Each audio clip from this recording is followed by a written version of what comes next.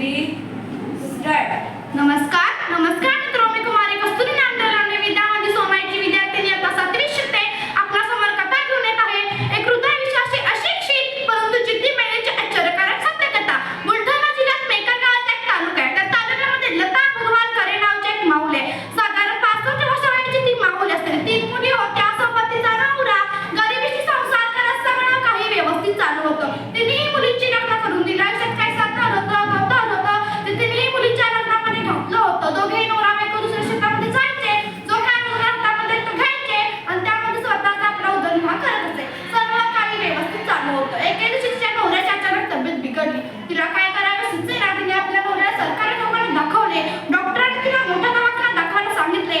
काय करावे तरी सुचेना. आता आपल्या माझ्याकडे पदपत्रात 4 पैसे जमा केले. नवऱ्याला सोबत घेतलं आणि बुलढाण्याला गेली. तिथे डॉक्टरांच्या मुलाला तिने आपल्या नवऱ्याला दाखवले.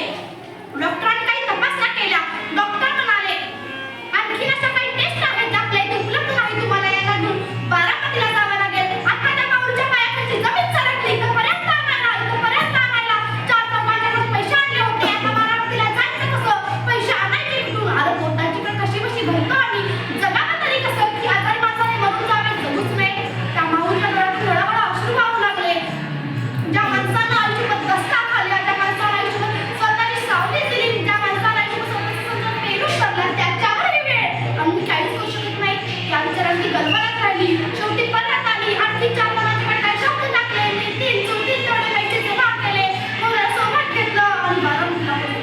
ते डॉक्टरांच्या पुढ्यात तिने आपल्या नवऱ्याला दाखवले. डॉक्टरांनी काही तपासण्या केल्या. डॉक्टर म्हणाले आणखी एक अशी काही तपासण्या आहे. आता त्या माऊलीचा धीर कसला? किती करता तपासण्या? किती करता तपासण्या? तरी खर्चाचा आकडा सांगा.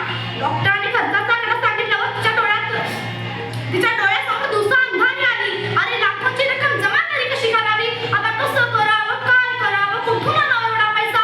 जाऊ म्हातारी परत, मरू दे असं नवऱ्याला. ह्या विचारातल्या व्यस्तच राहिली.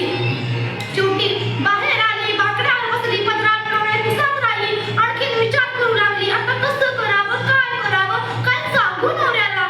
जाऊ म्हातारी परत, मरू दे असं नवऱ्याला. आतल्या व्यस्तच राहिली.